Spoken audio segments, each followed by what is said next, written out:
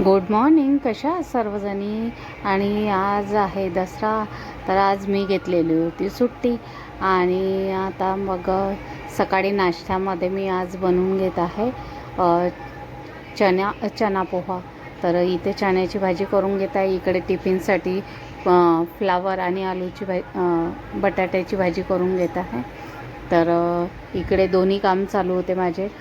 चण्याची भाजीला फोडणी पण देणं आणि फ्लावर आणि बटाट्याच्या भाजीला पण. तर दोन्ही भाज्या मी करून घेत आहे आणि आता पोह्याच्या तयारीला लागलेले आहे. आता इथे कांदे, मिरची, कढीपत्ता वगैरे टाकून घेतलेला आहे आणि हळद, मीठ आणि पोहे टाकून घेतलेले आहे. तर इथे पोहे पण आपले रेडी झालेले आहे आता. आणि थोडासा निंबू पिळून घ्यायचा आणि थोडी साखर टाकून घ्यायची. तर इथे पोहे झालेले आहे आपले. आणि हा होता सकाळचा स्वयंपाक माझा आणि नाश्ता. तर हे झालेलं आहे. आता संध्याकाळचं आपण बघू काय आहे. तर हाय, हॅलो, कशा आहात सर्वजणी?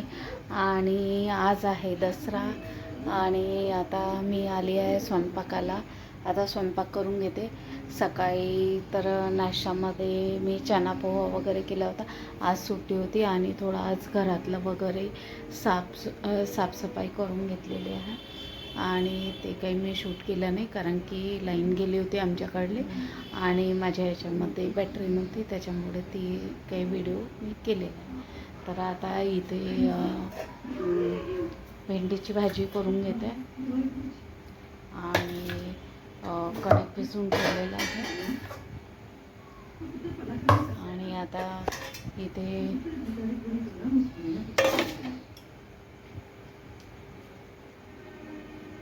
आहे हे दूध आटून ठेवलेलं आहे.